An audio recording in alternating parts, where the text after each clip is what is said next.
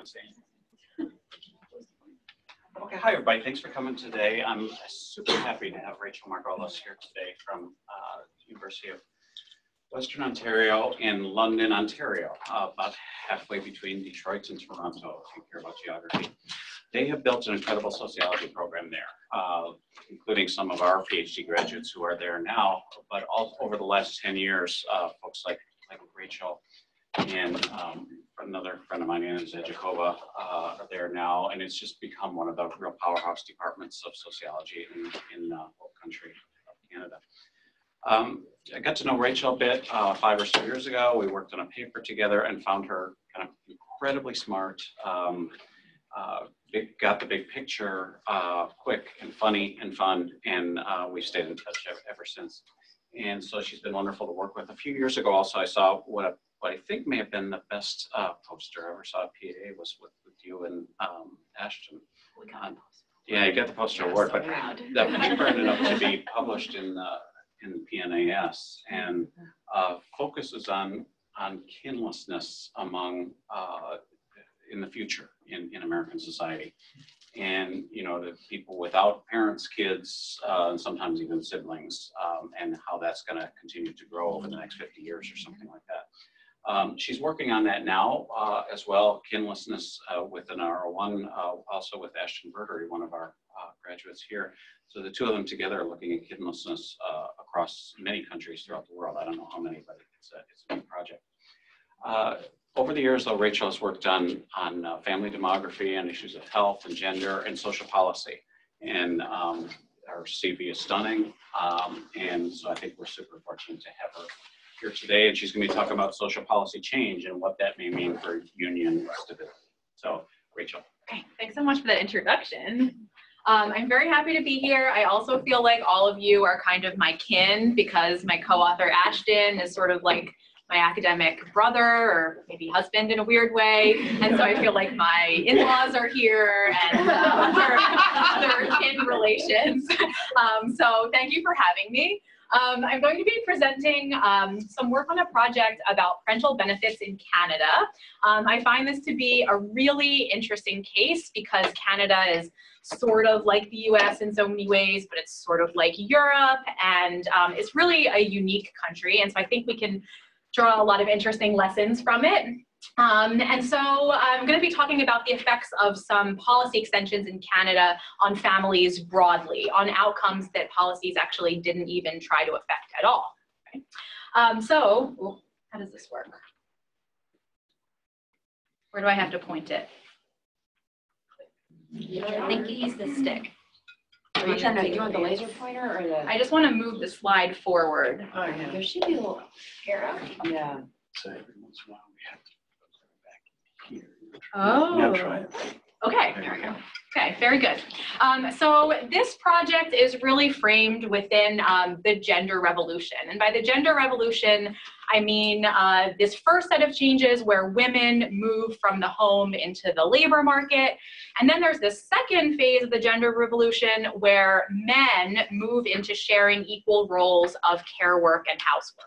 And so right now we're sort of in this middle phase where like the first revolution has really been completed and the second revolution is sort of starting or happening in some places more than others and some families more than others. And so there's a whole lot of work that's been happening over the last number of years about family policies and how family policies affect demographic and family outcomes. And so in thinking about how these literatures work, they sometimes look at the size of the effects, and a lot of times the effect sizes of individual policies are really small and you get kind of bummed out. They also sometimes look at heterogeneous effects, like within populations, and sometimes you see that policies work in some groups more than others, which of course makes sense. And then sometimes policies affect the things they are looking to affect. Sometimes they don't, right? And sometimes they have these unintended consequences. So I'm going to sort of use this framework for thinking about the results of this project today. And I'm going to be talking about parental leave and parental benefits policies.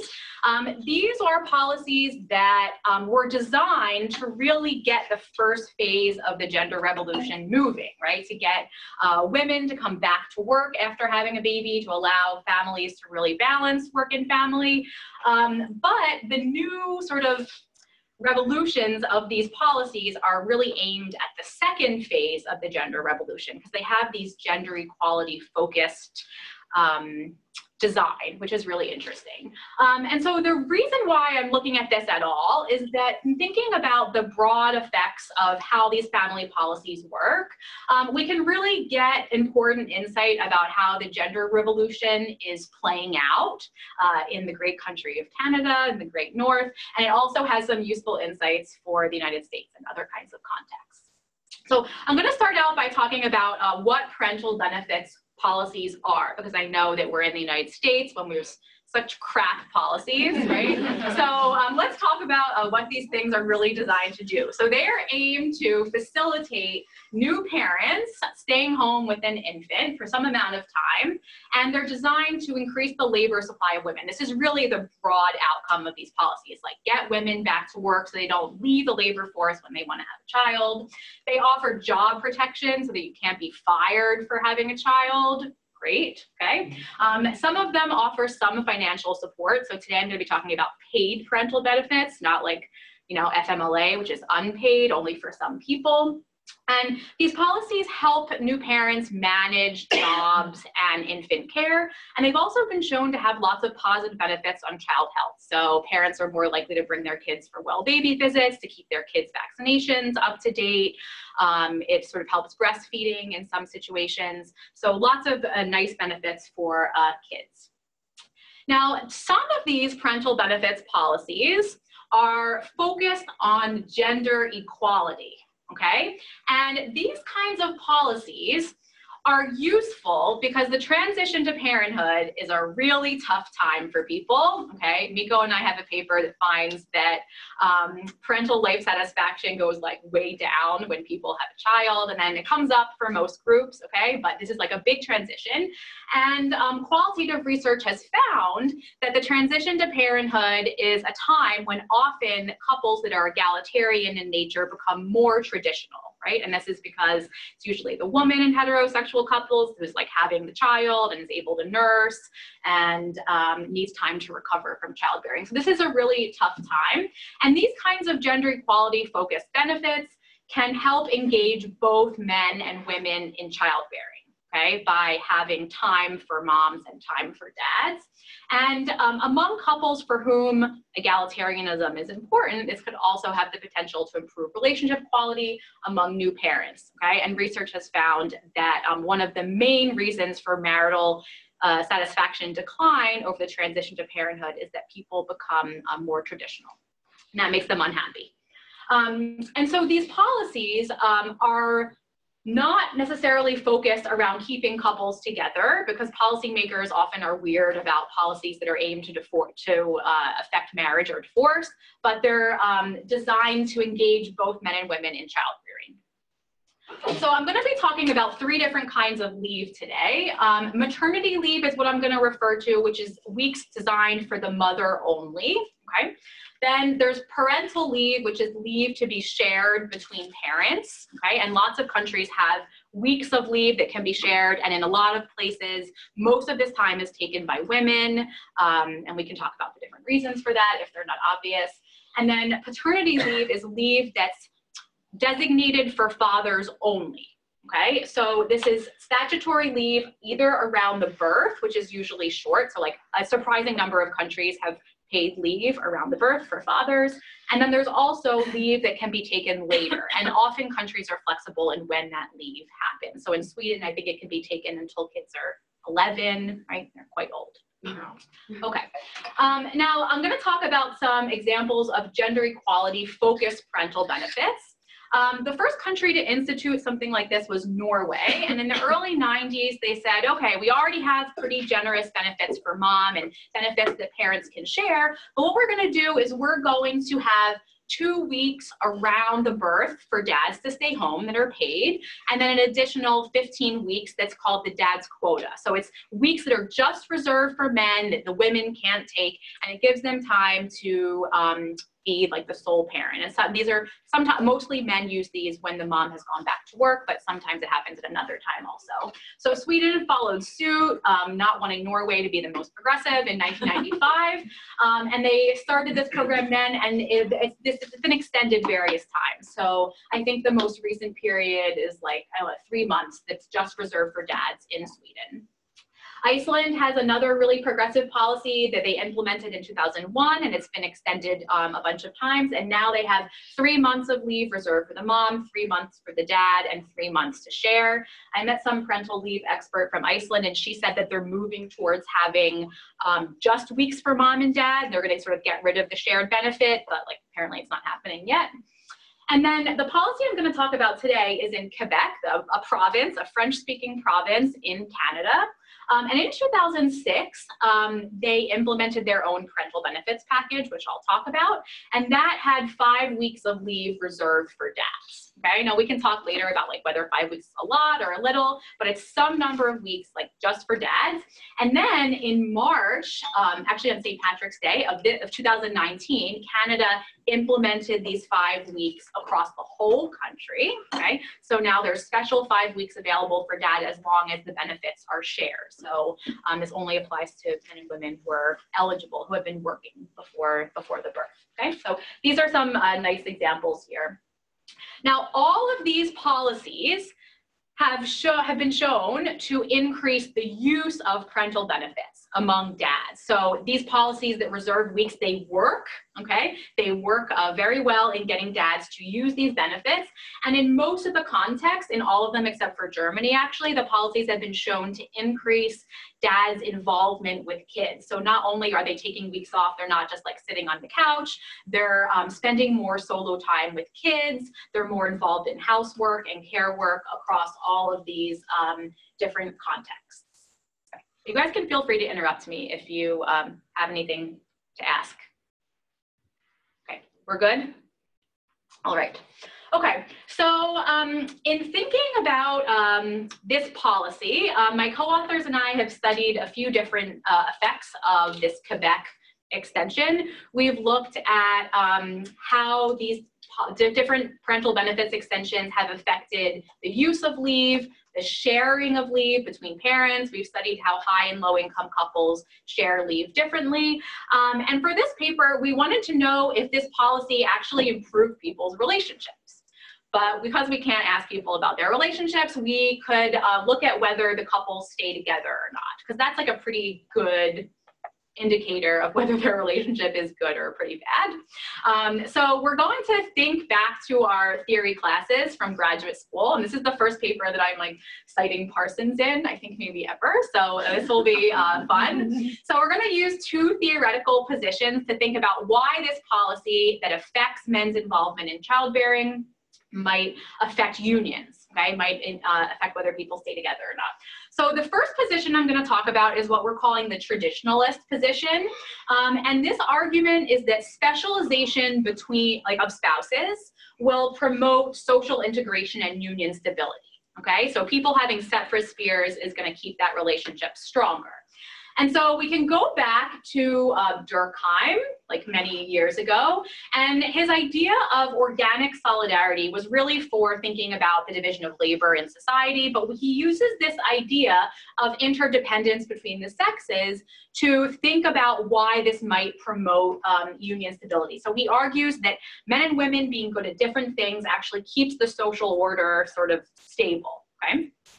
Then this idea was picked up later by Parsons, the functionalist, and he argued that sex role segregation is actually not just helpful, but actually like functionally necessary for this like survival of society. There's this like really dramatic quote that I love that says, "It's scarcely conceivable that the main lines of the present situation could be altered without consequences fatal to the total of our unique society." So basically, like if men and women start doing the same things, that society will collapse.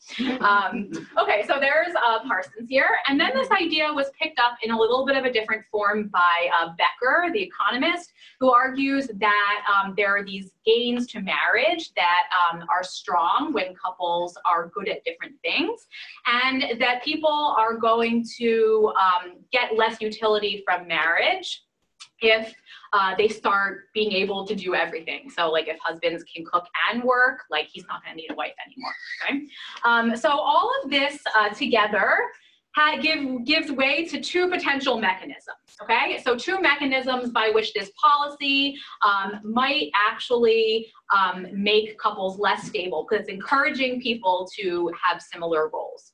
So on the one hand, let's say we assume that people have traditional preferences and that those preferences are unaltered by the policy, then this kind of policy, which is encouraging men to be involved in child rearing, might diminish the couple's utility, and they rationally might decide that their union is like not as awesome, and they might dissolve. Does that make sense? Okay. The second potential mechanism is that this policy for traditional couples might lead to role conflict. It's like, oh, I thought I was doing this and you thought you were doing that, and now the man is being encouraged to do childcare. So like, what is our life going to be like? This is so confusing. We have all this role conflict. This role conflict causes stress and unclear expectations about what the couple is supposed to do in this situation, and it might increase the risk of separation, okay? So this sort of broad perspective articulated by these three lovely gentlemen could result in these two potential mechanisms, both of them leading to this expectation that we're gonna have less stable unions because of the policy. Yes? Okay. Then we have this second position, which we're calling the egalitarian position. And this position generally argues that a gender equality promoting policy is going to make unions more stable, okay? And we can think about Oppenheimer, who argued in the 1990s that rather than people having separate spheres leading to union stability, that actually what we need is role flexibility, where we need men and women being able to fulfill different functions, and that protects the family against risk, because there are lots of situations where the mother might get sick, might not be able to care for kids, or father gets laid off, or father doesn't feel like taking care of kids anymore, right? All these different scenarios lead to these very risky environments. And so Oppenheimer argues that role flexibility is actually what promotes unions. So this policy that promotes equal division of labor would potentially strengthen these unions. Then second, our gender revolution framework argues that policies that are designed to equalize both paid and unpaid work are going to increase relationship satisfaction, especially for women, okay? Given that women are doing more of everything these days, okay? So there are basically three potential mechanisms that these frameworks could lead to the policy strengthening unions. So first, it could be that shared responsibility makes couples more resilient, okay? So taking Oppenheimer's argument, this policy makes couples more resilient against risk, and therefore, because they're experiencing lower risk, their unions are stronger. It could be a reduction in role conflict. So there are very explicit policy norms which shape expectations in the labor market at home that men and women are supposed to be doing both. And this results in lower role conflict and happier couples. Or it could also be that the policy affects the bargaining position of women, right? So the policy says it's now the law of the land that men have time to take off work. This is not the sole responsibility of women any longer, and it elevates women's bargaining position within the marriage, and stronger women can make their husbands do more childcare, okay? That in turn makes the relationship happier and couples stay together. Okay, are we following? I see some nods, yes, okay.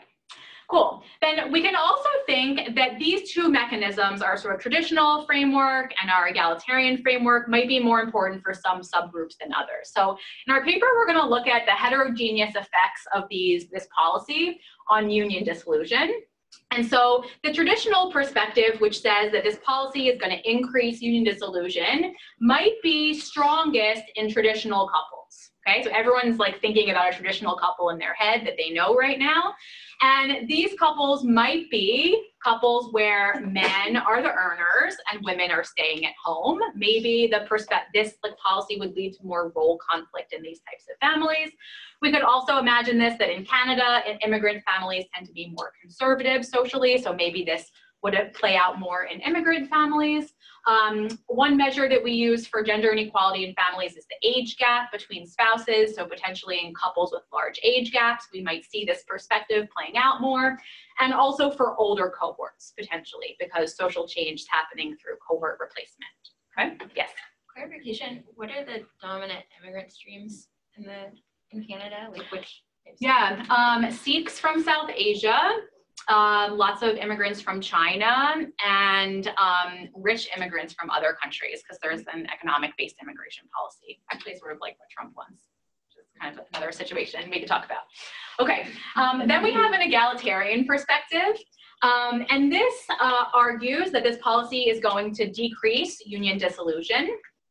And this would potentially be more useful in egalitarian couples. So in our data, these are going to be couples where men and women are earning relatively similar amounts before they have a child, more in native-born Canadian families relative to immigrants, couples with a smaller age gap between partners, and for more recent birth cohorts. Okay? So those are our sort of expectations for why we might have some support for one perspective in some subgroups than in other ones. Now, let's look at the evidence that's out there. So there are some really nice examples of these gender equality promoting programs. And there was a really nice recent paper that came out in the European Journal of Population, I think, just this past year by our awesome colleagues. And what they do is they look at union dissolution risks of couples across a whole bunch of different countries, Norway, Sweden, and Iceland. And they find that dads who use parental leave have 20% lower hazards of union dissolution over time, which is like huge, right? That's a huge effect. Now, there are some differences based on the country and based on how much leave these take, but the important thing to look at is that this estimate is likely an overestimate because it's based on endogenous use of parental leave. So the people who are more likely to be taking this leave are more likely to be involved dads, they're more likely to be like more hip egalitarian dads, and those couples have lower risks of union dissolution. So, so that's sort of like an upper bound for what we think the effects might be. Then there are 4 papers that look at Iceland, Norway, and Sweden, which take a more econometrically causal approach, looking at RD or difference in differences estimates. And the first paper from Iceland finds that having this new policy of 1 month reserved for dads decreased union dissolution by 6%, okay? So it's like a pretty big estimate. And they find like slightly bigger estimates for egalitarian couples, couples with the same education than others, but they had a really small sample and their estimates were like not super strong, you know, pretty big standard errors. So we don't know how much we can say from this, but they found that it decreased union dissolution. Then there were some papers, 2 papers on Norway, and they find no effects of the reform on union dissolution. So they find that there are effects like on parenting, but not necessarily on unions. And then there was a study in Sweden which found that reserving a month for dads actually had like a really small, like a 1% increase in divorce, okay? And the context for that study is that they actually had so many dads taking leave before that this policy mostly affected low-income dads who they think didn't really want to take leave, right? And this ended up sort of messing up some family dynamics in those families. So really there's like results across the board, all using similar methodologies for these 4 papers, but varied results, okay? Now there's really no reason, I don't think, why we should expect like policies in different countries, in different contexts to have the same results, but we can look at Canada next. Okay, so let's talk about Canada's plan, and I know you're all going to salivate right now because you're all going to be so jealous, but just try to contain yourselves. We're hiring next year. Okay, okay, so Canada has this federal plan, and this federal plan was actually implemented in 1971. Okay, in 1971, Canada started having 15 weeks of maternity benefits, like partially paid maternity benefits for women. Okay, 1971, okay? really long time ago. Then they've updated the plan and expanded it at various times. And most recently in 2001, there were still the 15 weeks of paid leave for mothers, but they also added 35 weeks to share. So before that, there had been 10 weeks for parents to share, but they expanded this. And so now there's basically a year of paid leave, okay, which like Canadians think is like the minimum that's like socially appropriate. So people really like adjust quickly to what the norms are. But so there's across the country, like there are 50 weeks of paid leave, and it's not fully paid. So the benefits rate is 55% of your earnings before you had the baby, and it's up to a maximum of around $2,000 a month. So it's not like anywhere near your full salary if you have a good job, but it's like a good supplement, right? A good supplement. And then in January 1st of 2006, the province of Quebec implemented their own parental benefits policy, okay, that like superseded what had existed federally. And the old parental benefits policy was the same everywhere, okay, everywhere else in Canada. Now, this was the result of a really long time of feminist organizing in Quebec, okay? However, the government of Quebec had been suing the federal government for about a decade to be allowed to implement their own policy, and they didn't know exactly when it was going to happen. So this was a surprise that this was implemented on January 1st, okay? And they had two main goals. The first goal is that we want to increase the use of benefits among dads. Okay, we want dads to be staying home with kids. And second of all, they were trying to break down gender stereotypes in the workforce. Okay, so instead of like, you know, you're hiring a man and a woman, instead of assuming that the woman is going to be the only one taking time off, changing this expectation. Okay, and so what they did is they implemented 5 different changes that would lead to these goals. Okay, so the first thing that they did is they added a new 5-week daddy quota. Okay, so 5 weeks of non-transferable leave just for dads, just like they have in the Nordic countries. Okay, then they also increased the benefits replacement rate, so from 55% up to 70%, and they also increased the earnings ceiling. Okay, so people are earning more while they're on leave. Then they made some changes for self-employed workers. They included self-employed workers for the first time, and they sort of decreased the eligibility criteria at the bottom end of earnings. So low-income earners who weren't eligible before are now eligible. They eliminated like a 2-week waiting period for benefits, which is nice, which still exists in the rest of Canada, by the way. And they also allowed for some flexibility in like how long you would take it. So there's like there are 2 plans in Quebec where you can have like slightly higher replacement rate of 75% for fewer weeks, or a 70% replacement rate for more weeks, which ends up being around the same amount of money, but people like flexibility.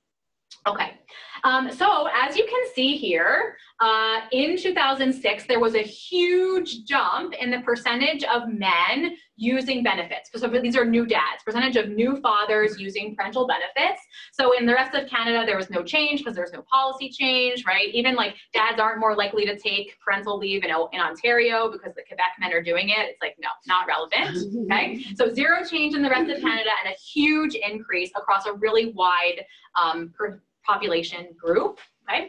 And mothers were affected a little bit. And it wasn't really like a huge change for mothers. Most women were already using benefits, but this increase here is mostly like self-employed and low-income moms, okay? So it's great for them, but it doesn't offer sort of the same kind of broad social experiment here. So the analysis that I'm gonna show you is focusing on dad's data, okay?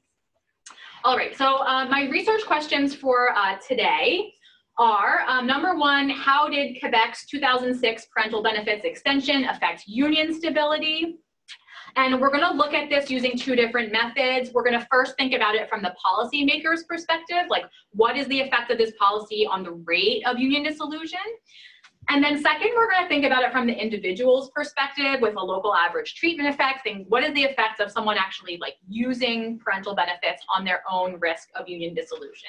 Okay, so that's the first part. And then the second part, we're going to think about the heterogeneous effects of the policy and look at some different subgroups. So the contributions of this paper are first that this is a really different kind of context from Scandinavian countries, which are different from North America for so many reasons.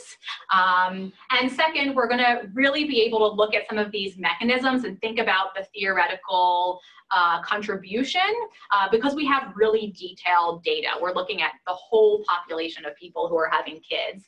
And so we can answer this question, like, are these two positions, this like traditionalist perspective and this egalitarian perspective, are they both right for different subgroups, or does one sort of win out over the other? Okay, so for this project, we're using really amazing data. This is like the only project I've ever presented where the data are better in Canada than the US. And so we're using Canadian tax data. So these data contain more than 96% of all people in Canada.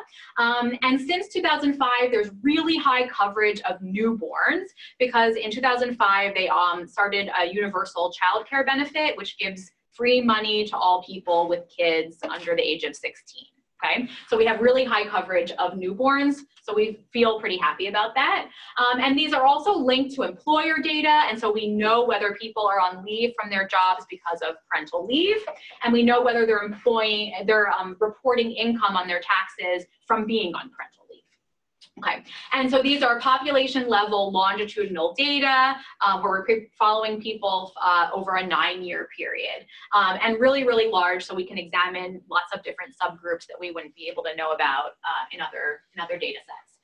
So the analytic sample that I'm going to show you today is our fathers who have babies between January 2005 and December 2006. So there's like a 2005 birth cohort that was not eligible in Quebec for this benefit, and in 2006 they were.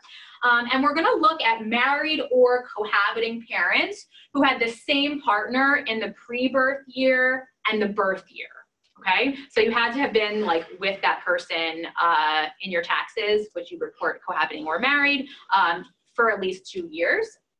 And these are parents who are 18 to 45 during the birth year, and we have to observe them for at least 3 years, but basically almost everyone we observe for the whole 9 years because tax data are amazing. Okay, so we have around 422,000 respondents here following up as their kids get older. Now, our outcome variable here is separation or divorce from the person you were with when you had the child, okay, 2 to 8 years after the birth year. And our key independent variable here is whether that father was exposed to the Quebec parental insurance plan. So whether they were living in Quebec in 2006, okay, and as opposed to living in another province in any year or in Quebec in 2005. And we have lots of other variables that we have from tax data, so not like everything that we would have in survey data, obviously no like attitude measures, but we have age and marital status, nativity, where they lived, number of previous kids, relative family income, total family income, etc. Okay, so all the models are going to be controlling for all these things. Okay, now I can show you some summary statistics for the dads in our sample.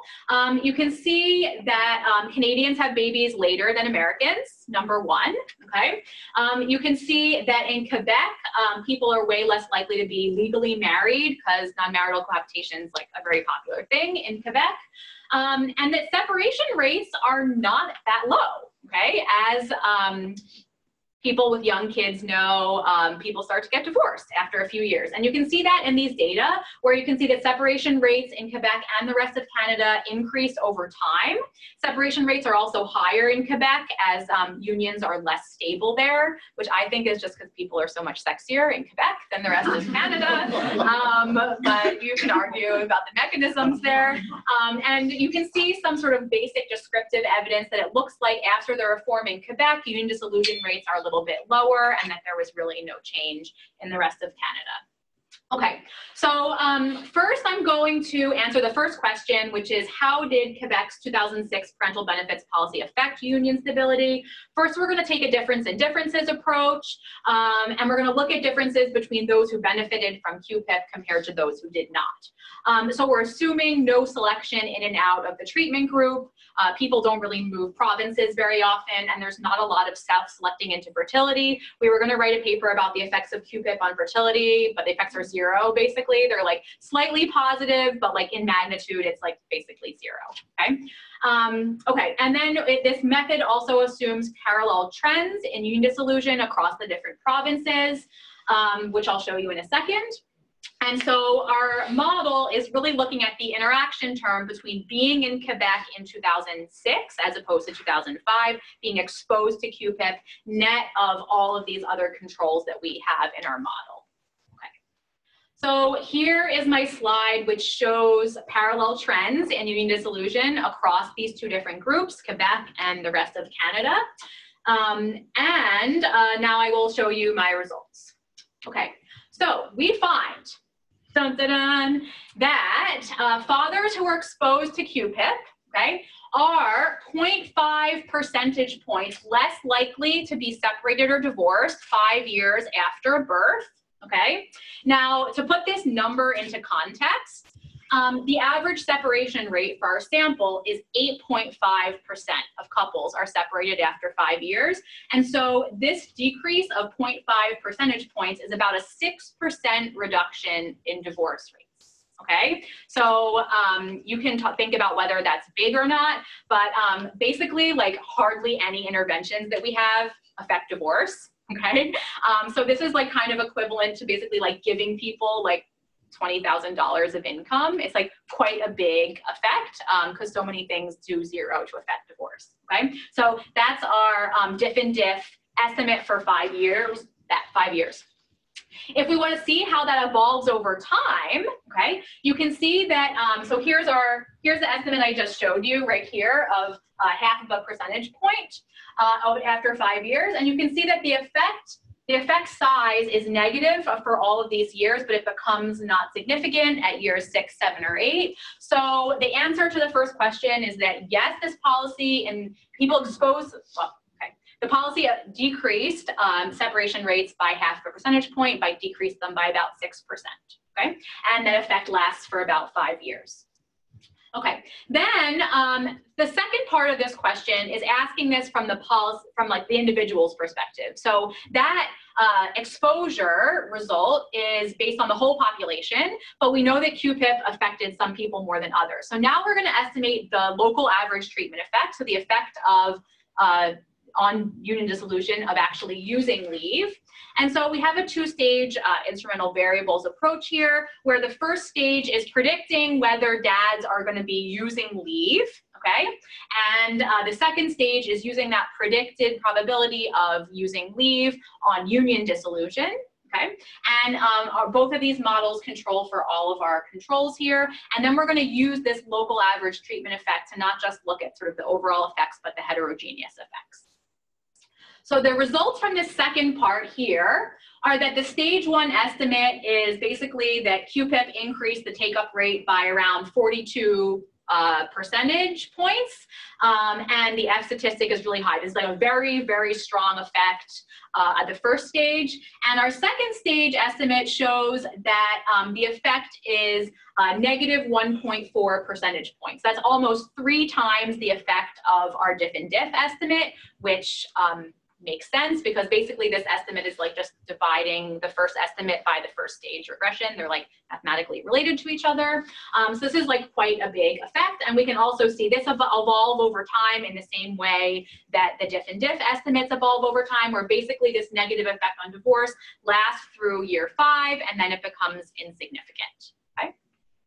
So next what we're going to do is look at how this local average treatment effect varies for these different subgroups. So overall, the results show support for the egalitarian perspective, but are there some subgroups where the traditional perspective might show some evidence?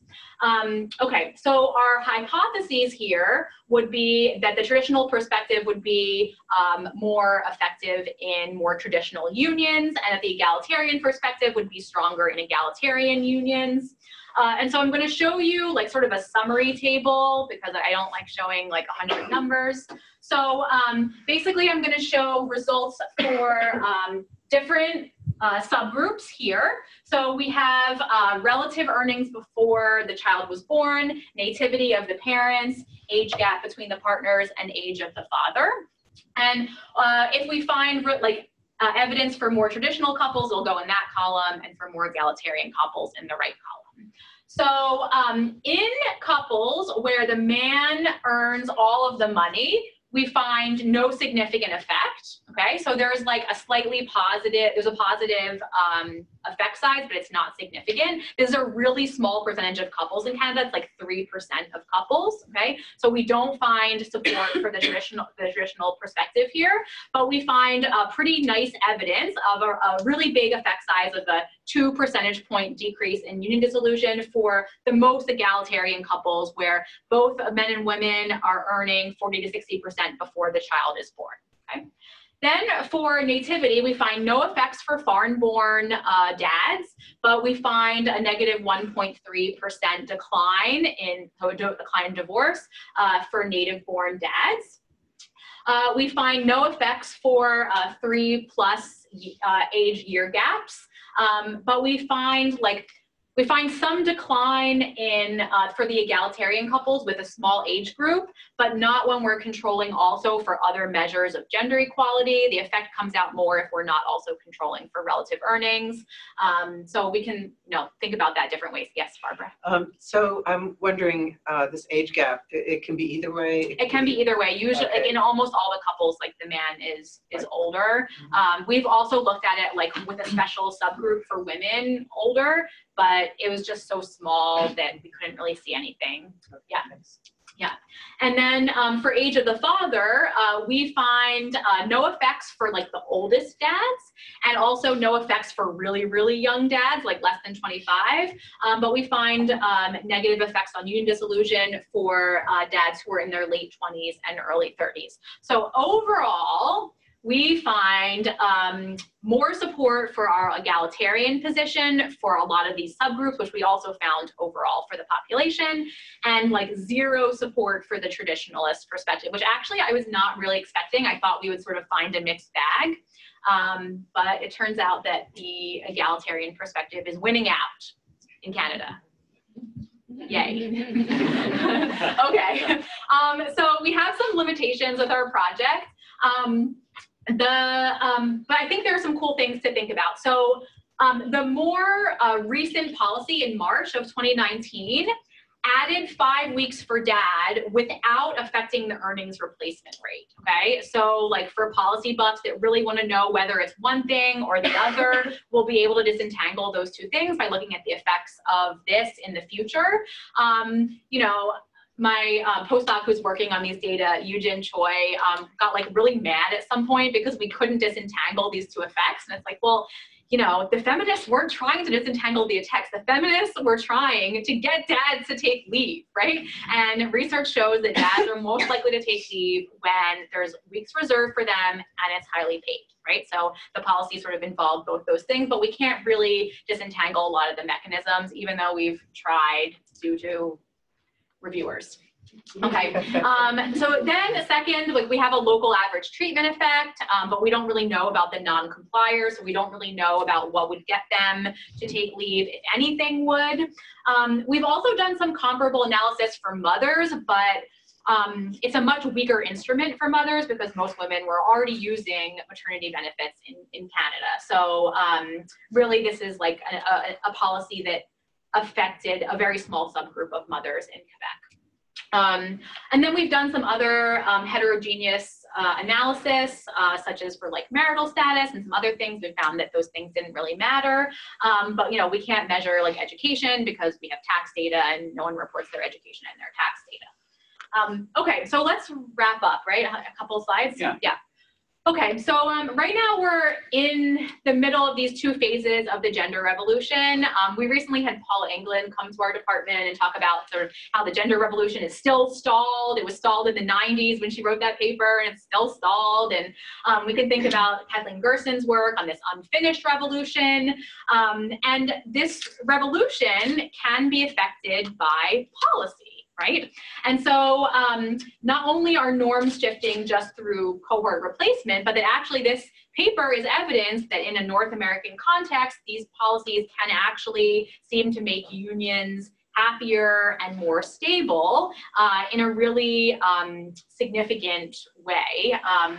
Yeah, so I think that's really nice to think about. I think it's also interesting as like a researcher to think about how this policy, which actually wasn't aimed to affect divorce at all, had like a fairly substantial effect on divorce, when most policies that are aimed to affect divorce do nothing, right? So I was emailing when I was writing this paper up with Natasha Pilkowskis at Michigan, who was working on these marriage stability initiatives like before she went to grad school, and like they all find no effects on anything, and they spent like $1 gazillion and they don't work, but like gender equality focused policies like actually do work, which is just kind of amazing. Okay, and so I think it's also useful to think about how this policy evolved, and this policy really evolved because of feminist organizing in the province of Quebec. And it had really big effects on families and norms there, and the norms have actually changed fairly quickly. It's actually kind of amazing like how quickly people think that the existing policy is like the minimum that's acceptable for time off from work. And so I have a bunch of colleagues in Quebec who have sort of looked at changing occupational expectations, and things really do shift quite quickly. So I think that's really interesting. Okay, what else was I going to talk about?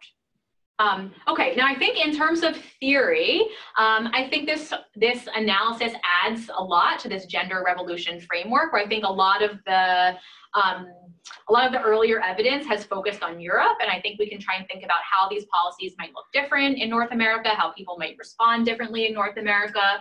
And I hope that future work can try and disentangle some of these mechanisms. So what I tried to do in the paper is to think clearly about what might be happening to families. Now, our paper can't really disentangle any of these sort of role conflict versus empowered couples explanations, but potentially with survey data, like we could get at some of those things. And so if anyone's ever designing some sort of analysis that looks at, paid benefits, effects on families, they could try to disentangle what is actually happening within the relationship. And so I think, ending on sort of a positive note, I think this really tells us that policy can shape families in important ways, and it can change norms quite quickly. Okay, now there's been a lot of policy interest in this 2006 reform in Canada, and so Justin Trudeau, our very lovely Prime Minister, has enacted something similar for the rest of the country in some ways. And so I've gotten calls saying like, what can we expect from this? Is this going to really radically change things? And actually, like I think that we will see some increase in take up for men, but there's a really big difference in the way that this federal policy was rolled out in March compared to the Quebec policy. So in Quebec, there was so much media attention about how they were finally getting their ability to run their own parental benefits program, and about how this was going to be radically changing the family there. And so people knew about the new reform at very high rates right after it happened. And I've been asking around, and like a lot of new dads don't know about this reform. There's not as much media attention that's been drawn to it.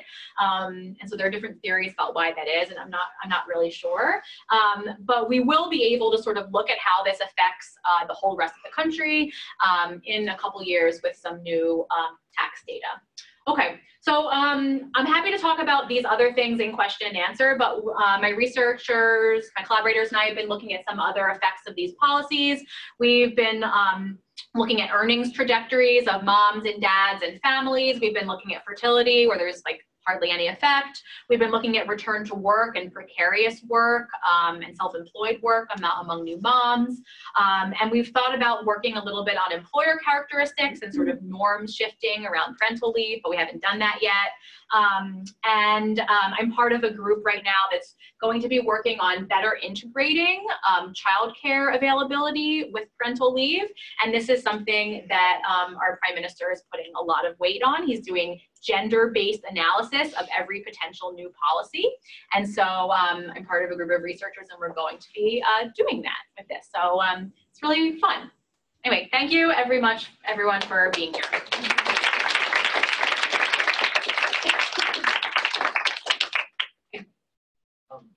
Thank you for the presentation. This is very interesting. I was curious about if you happen to be able to look at same-sex couples and to see if there's any effect of that. Yeah, so we really wanted to, and we looked at how many we have in the data, and you know, there are a lot of same-sex couples in Canada, but when you look at people who are having births in those years, it's not very much.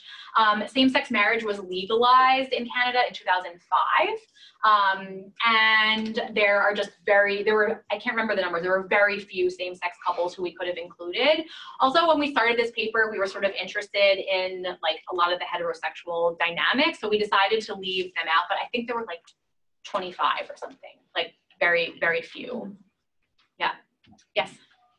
This is just on the timing of the, like, so 5 years, the effect is largest, and it starts to go back towards zero, which is sort of depressing, because but what if the timing is not, like, that's a different life stage of a child, 5 years, they're starting to go to school. Yeah. My intuition would be like, once that egalitarian norm in the family of both parents engaged with childcare gets established, Yeah. that the effect might actually strengthen over time. And so it's sort of, I'm wondering if you have any thoughts on why you find it diminishing. So the point estimate is still negative. Yeah, but Okay, it's still negative. The confidence interval increases. Okay, so on the one hand, like, so we could think about what's been happening, like how this effect is playing out over time. One thing that we're not necessarily capturing here is that people are having more kids, right? So we looked at like whether the results were different for people who only end up with one kid after 9 years or 2 or 3. We found that the effects are strongest for people with 2 kids. And not very strong for people with 1 or with 3, which, you know, we're not necessarily sure what to make of. I sort of agree with your intuition that like these things should get stronger over time, but like it's, you know, there's that movie, you know, The 7-Year Itch, right? Is that actually like marriage or divorce rates like sort of go up until 7 years and then they decline again. So the first 5 years of having a kid sort of coincides with like the 7-year being married period. And so I think after that, like maybe some of these things, like something like QPIP just isn't that much of an effect anymore. I think another argument that you could make is basically that it's amazing that this policy had like any effects at all, because it's just like most dads only took 5 weeks, right? It's not like dads are like splitting it half and half in 2006. That happens in some families. That's not really what was happening right away. So it's kind of amazing that like, you know, just getting paid a little bit more when you're on leave for 5 weeks, like had any effects on families. I think you can sort of argue it either way. Yeah, I'm not so sure whether we should make a lot of that sort of increasing confidence interval at the end. I don't know. Yes. These were great results and great talk. Thank you so much. So I hate to raise this, but sometimes when we're thinking about divorce and unions, we have to also think about domestic violence and how that was picked up when thinking about such policies back in Poland, that sometimes when men, let's stay longer at home, it might increase rates of domestic violence. And so I wanted to ask, within the context of Canada, is that even an issue? Would there be a way of looking at it? So that was one thing that was mentioned in the paper on Sweden, where they had this month of leave for dads, and it was mostly like affecting low-income men who weren't taking leave before, and they thought that maybe that was something going on.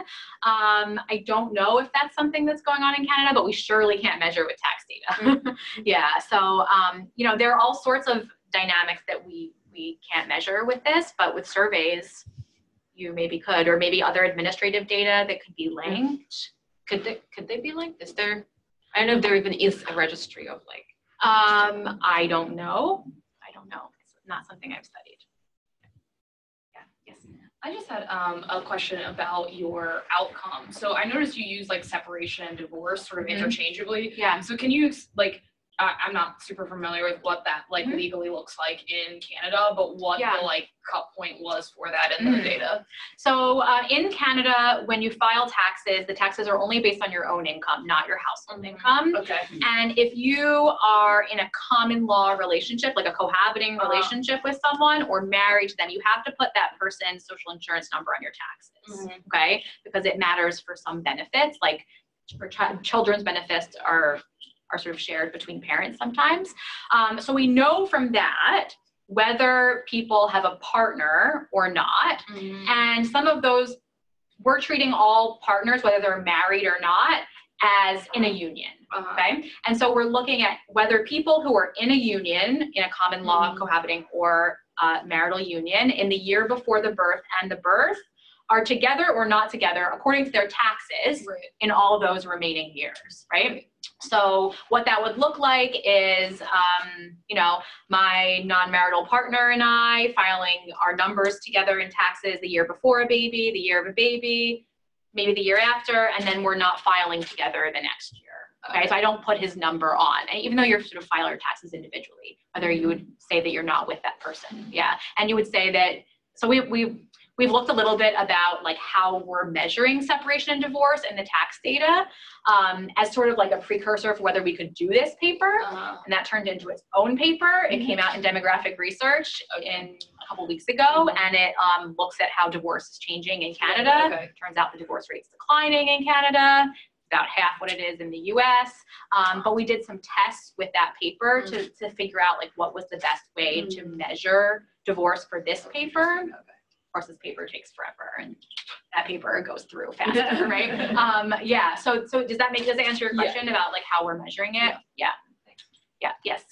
So I have a question about length of leave. Do most fathers who take leave take the full 5-week period, or does that vary? And if it varies, are there any differences in the effects? Okay, so I can answer questions about length of leave, but we don't know length of leave in the data. Okay, so these are tax data, and so we know whether people have taken parental leave and they have earnings from parental leave, but we don't know whether that was like 1 week or 50 weeks. My knowledge about how long people take leave is from some studies from this survey. So basically, like, we have the long form census, and then the labor force survey comes from the long form census, and then the employment insurance coverage survey comes from that. So it's like a small sample. But what we know from that is that most men in Quebec started out just taking 5 weeks. Some men take more, okay? Especially if their wives weren't eligible for employment insurance, men would take a lot more. And there are some couples where they share it more equally, but that wasn't super common in 2006, like the first year. Like there's some subset of couples, but I can't remember right now, like exactly how many. So like, we couldn't incorporate in this analysis how long people were on leave, and we also didn't know like when exactly they're taking it, right? So I presented this somewhere else recently, and someone was like, well, were they taking it together? Were they taking it separately? Because it really matters for whether the man sort of becomes competent in taking care of the kid by themselves, but we couldn't look at that with these data. It's just impossible, Yes. Is there any information on the tax returns about the health of the children? No, there's not. There's not. So I have some colleagues who are trying to merge child data and like other sorts of child benefits. So we know about whether people are getting the universal child care benefit, but that doesn't depend on the health of the child. There are sort of other benefits that go to sick kids in Canada, but they're reported in through a different system. And they can be linked through social insurance number, but you have to have like government interest, and you have to like pay people at Statistics Canada and other agencies to like do that linkage for you. So there are some data on child health and tax data being linked, but I'm like not a part of that. I mean, you could also potentially link this with like education records and like all sorts of other things, which I think is what they're trying to move towards, but it's happening like incredibly slowly.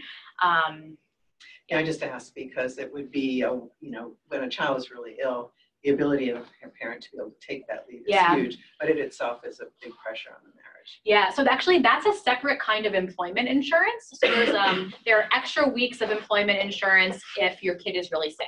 I have a friend who just like delayed her tenure clock because her kid was really sick. She was on extra employment insurance and she went up for tenure a year later. I haven't looked at that, so I don't know, like there would be a code to be able to see that.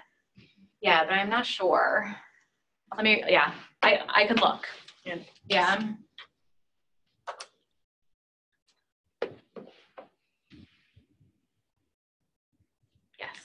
So you're sort of thinking about these couples as either being traditionalist or not egalitarian, I guess, and that makes sense, I think, given the way your data are. But I mean, that could be thought of as an individual attribute, and whether couples are concordant or discordant on those values.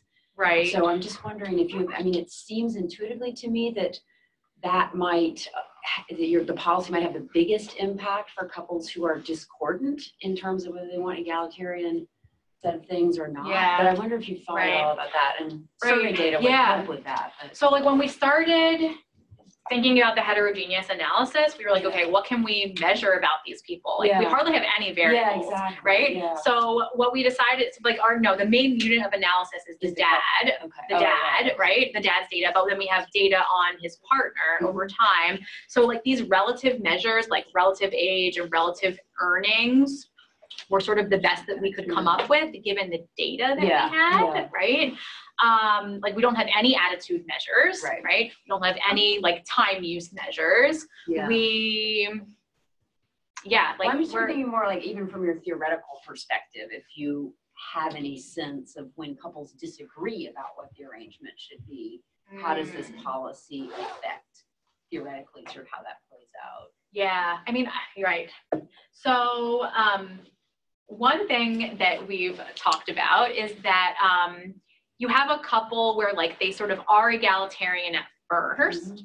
And this policy like encourages the dad to take leave. So he takes leave and he's like, wow, this is really hard. This is like really hard. I'm gonna be like extra nice to my partner so she doesn't leave me with like a shared custody arrangement. Right? This was actually like something that I talked about with Eric Grodsky in Wisconsin recently. And he was like, yeah, I took leave. It was so hard. I really appreciate my wife. And I think she was working too, right? But so I think like, you can think about what people's orientations are before, but that often will change, right?